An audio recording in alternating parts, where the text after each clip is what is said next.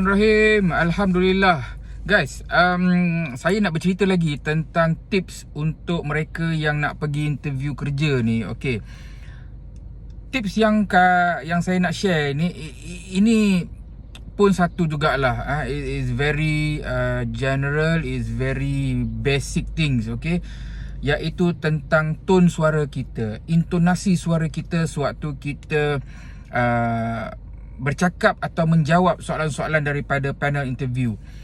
Okey, tuan-tuan dan puan, ada sebab kenapa jarak di antara kita ni dengan panel interview tu memang ada gapnya. Memang mereka duduk dalam conference room, kalau adalah company tu, di depan sana ada panel, dan di sebelah kita ni. So jaraknya antara dua meja tau, supaya mereka ni nak mendengar apa yang kita cakapkan dan jelas ke tidak apa yang kita cakapkan. So inilah tips dia. Anda perlu bercakap dengan jelas, bukan cakap menjerit ya.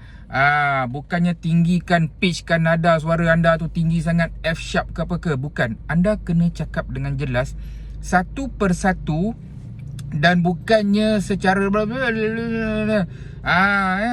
ni budak-budak sekarang ni, sorry to say, ramai saja yang bercakap tu kurang jelas sangat. Okay, mereka cakap ni lah, dari sudut personality. Kalau you cakap yang laju, yang tak jelas ni, you macam tak ada confident tau, ataupun you terlebih confident ni, tetapi fakta anda tu tak ada.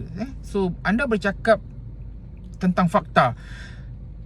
Panel bertanyakan sesuatu, anda bercakap dengan fakta yang jelas, yang clear, yang orang boleh dengar lah.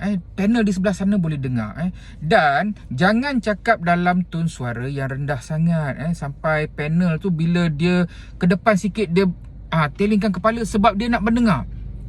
So you read the panel wisely lah. Kalau panel dah start buat macam gitu, maknanya dia tak berapa nak dengar apa yang anda cakap. So that's it. Tone suara kena jelas, kena clear, bukan menjerit, dan jangan terlampau perlahan sangat. Bagi panel kita dengar apa yang kita nak cakapkan. This is about you, not about them. Okay, Assalamualaikum.